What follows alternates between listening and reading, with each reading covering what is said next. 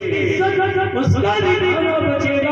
और हमारी इज्जत इसलिए होगी कि बहुत अच्छे लोग थे, कब लोग आए, आज ज्यादा ले जाने में हम इज्जत समझते हैं। ये इज्जत नहीं, ये हमारी जिल्लत है।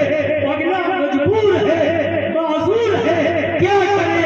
अगर हम ये कहते हैं 100 के बजाय 75 लाओगे तो हमारी तौहीन है, कहेंगे इसके पास कुछ नहीं है, ये कंगाल है, ये गरीब है, वो बेचारा मजबूर होता है। चलो भाई के सवा जाना, 200 आ जाना, ठीक है। हमारे मेहमानों की मेहमान नवाजी कर लेंगे। तो मेरे भाइयों, ये जबरदस्ती मेहमान नवाजी करना ये अल्लाह उसके रसूल सल्लल्लाहु अलैहि वसल्लम को पसंद नहीं है।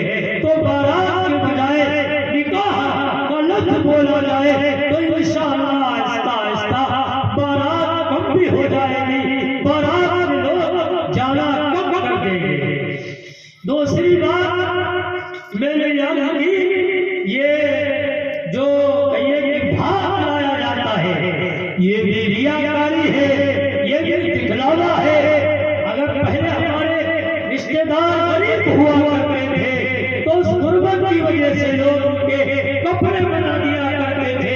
अल्हम्दुलिल्लाह आज कोई गरीब नहीं, आज लोग अपने बेहतरीन कपड़े बनाते हैं और हम जो लेकर जाते हैं हमारे कपड़े उनके कपड़ों के मुकाबले में कुछ भी नहीं होते हैं। तो गरीबों की गुर्बत दूर करने के लिए बड़े बूढ़ों ने, पिछले लोगों ने जो है उनका काम चलाने के लिए उनके कपड़े बना दिया करते थे।